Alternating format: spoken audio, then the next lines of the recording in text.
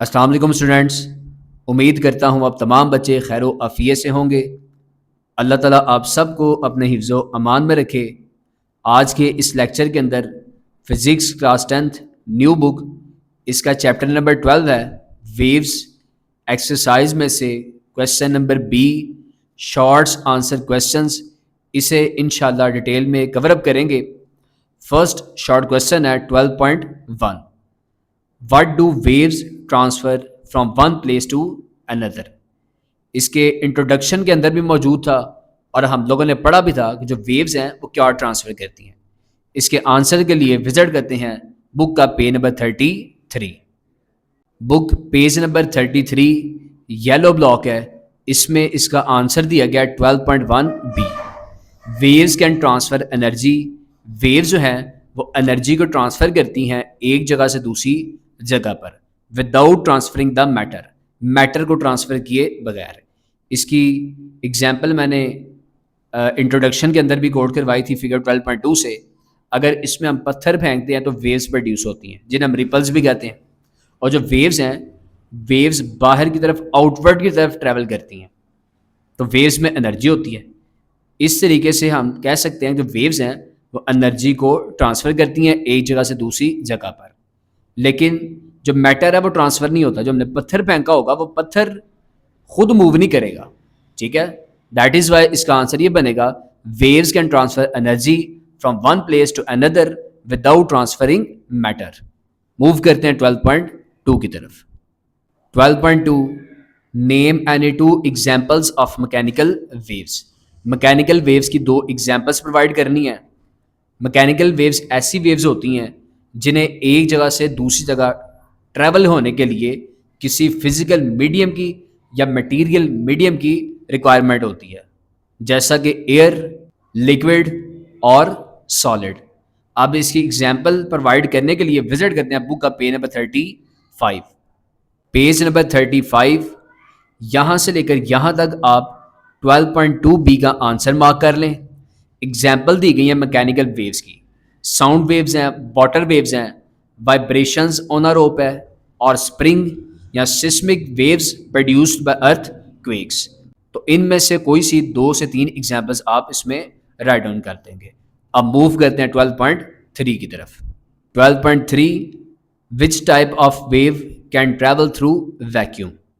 अब देखें तो वेव्स की मेजर 2 टाइप्स होती हैं। एक को हम कहते हैं मैकेनिकल वेव्स जिन्हें ट्रैवल करने के लिए मीडियम की रिक्वायरमेंट होती है, और दूसरी जो वेव्स हैं उन्हें हम कहते हैं इलेक्ट्रोमैग्नेटिक वेव्स।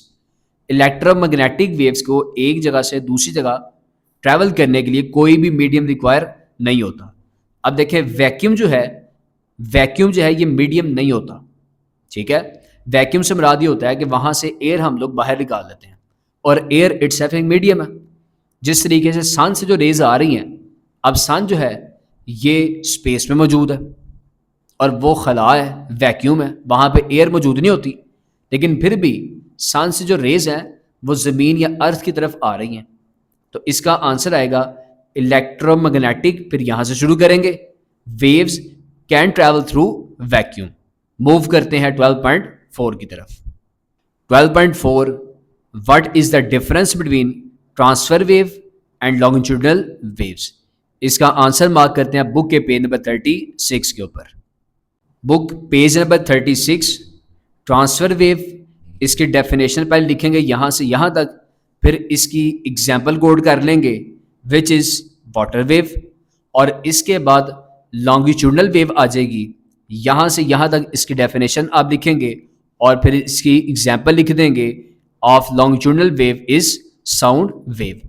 अब ट्रांसफ़र वेव मैंने जब लेक्चर प्रोवाइड किया था इसका डिटेल के अंदर, तो समझाया कि ट्रांसफ़र वेव क्या होती हैं। इनमें जो पार्टिकल्स होते हैं वो वाइब्रेट करते हैं राइट एंगल पर। देखिए यहाँ पे ये वेव है, ये ट्रांसफ़र वेव है। वेव जो है वो इस तरीके से आगे मूव करती है, लेकिन जो इसके पार्टिकल हैं वो अप एंड डाउन मूव करते हैं। अब particle up and down move कर रहे हैं और वेव आगे की तरफ जा रही है, ठीक है। पार्टिकल इस तरीके से अप एंड डाउन मूव कर रहे हैं और वेव आगे की तरफ जा रही है, तो इनके दरमियान एंगल जो है वो 90 डिग्री का है, जिसे हम कहते हैं राइट एंगल। इसके बाद लॉन्गिट्यूडनल वेव्स आ जाएंगी। लॉन्गिट्यूडनल वेव्स ऐसी वेव्स होती हैं कि अगर वेव्स यहाँ पे इस डायरेक्शन में जा रही हैं तो इसके पार्टिकल्स भी इसी डायरेक्शन की तरफ जाते हैं। ठीक है, इन्हें हम कहते हैं पैरेलल मूव करना। ये था क्वेश्चन 12.4 का आंसर। अब मूव करते हैं 12.5 की तरफ। Question 12.5, what is meant by wave length. इसका आंसर मार्क करते हैं बुक के पेज नंबर 37 के ऊपर। पेज नंबर 37, 12.5 का आंसर यहाँ से यहाँ तक मार्क कर लें आप, और साथ में ये दो डायग्राम्स भी आप बना लेंगे। अब वेवलेंथ क्या होता है, देखिए ये एक ट्रांसफर वेव है और ये लॉन्गिट्यूडनल वेव है। अब किसी भी दो करस्पॉन्डिंग या एडजेसेंट क्रस्ट का या ट्रफ का आपस में जो फासला या डिस्टेंस है, इसे वेवलेंथ कहा जाता है। इसी तरीके से लॉन्गिट्यूडनल वेव्स के अंदर चूंकि यहाँ पे कंप्रेशंस और रेयरफैक्शंस बनते हैं, तो दो कंसेक्यूटिव कंप्रेशंस के दरमियान का फासला या दो कंसेक्यूटिव रेयरफैक्शंस के दरमियान का फासला, इन्हें हम कहते हैं वेव लेंथ। ये था आंसर 12.5 का। अब मूव करते हैं 12.6 की तरफ। 12.6, right the definition of frequency. Frequency की डेफिनेशन हम लोगों ने प्रोवाइड करनी है। इसके लिए विजिट करते हैं बुक का page number 38। Page number 38, frequency की डेफिनेशन मार्क कर लें यहाँ से लेकर यहाँ तक। अब फ्रीक्वेंसी से मुराद क्या होता है, अब देखें वेव्स जो हैं उनमें साइकिल्स होते हैं। एक कंप्लीट साइकिल जिस तरीके से मैंने यहाँ बनाया, जिसमें एक क्रस्ट होता है और एक ट्रफ होता है। अब एक किसी भी फिक्स्ड पॉइंट, एक पॉइंट आप कंसिडर कर लें, इस पॉइंट में से एक सेकंड के अंदर कितनी वेव्स पास कर रही हैं, ये होती है frequency of a wave. The frequency of the wave is the number of complete wave cycles that pass a fixed point in 1 second. It is measured in hertz, ये इसका यूनिट है, इस पर आप लिखें यूनिट, जिसे कैपिटल H और small g से रिप्रेजेंट करवाते हैं, जबकि 1 हर्ट्ज जो है वो इक्वल होता है 1 वेव पर सेकेंड। ये था आंसर 12.6 का।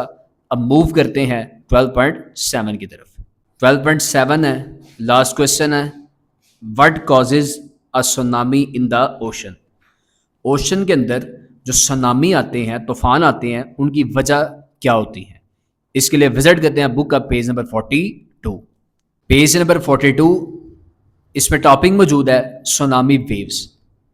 आंसर मार्क करें यहाँ से लेकर यहाँ तक। रीड आउट करते हैं इसको। Tsunamis are extremely large and powerful ocean waves. ठीक है, अब वजूहात उसने पूछी थी, तो caused by sudden disturbances under the sea. समुद्र के अंदर अचानक जो तब्दीलियां आती हैं, या आप कह लें उसमें जो डिस्टर्बेंस आती हैं, उसकी वजह से जो सुनामी है वो क्रिएट होता है। और वो डिस्टर्बेंसेस कौन कौन सी हैं? These disturbances may include underwater earthquakes, समुद्रों के अंदर अर्थक्वेक्स का आना, जलजलों का आना, वॉल्केनिक एरप्शंस और लैंड स्लाइड्स। अब देखें, जब लैंड स्लाइडिंग होती है तो उसके रिजल्ट के अंदर जो बड़े बड़े पत्थर हैं वो गिरते हैं पहाड़ों से।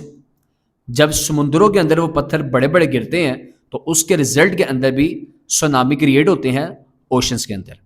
यहाँ पर बच्चों हमारा लेक्चर शॉर्ट आंसर क्वेश्चंस का फिनिश होता है। नेक्स्ट लेक्चर के अंदर इंशाल्लाह इसके कंस्ट्रक्टेड रिस्पॉन्स क्वेश्चन फिनिश करेंगे, जिसकी वीडियो का लिंक भी मैं आपको इंशाल्लाह डिस्क्रिप्शन में प्रोवाइड कर दूंगा। अपनी बहुत सी दुआओं में याद रखिएगा। अल्लाह ताला आप सबको अपने हिफ्ज़ो अमान में रखे। फ़ी अमानिल्लाह।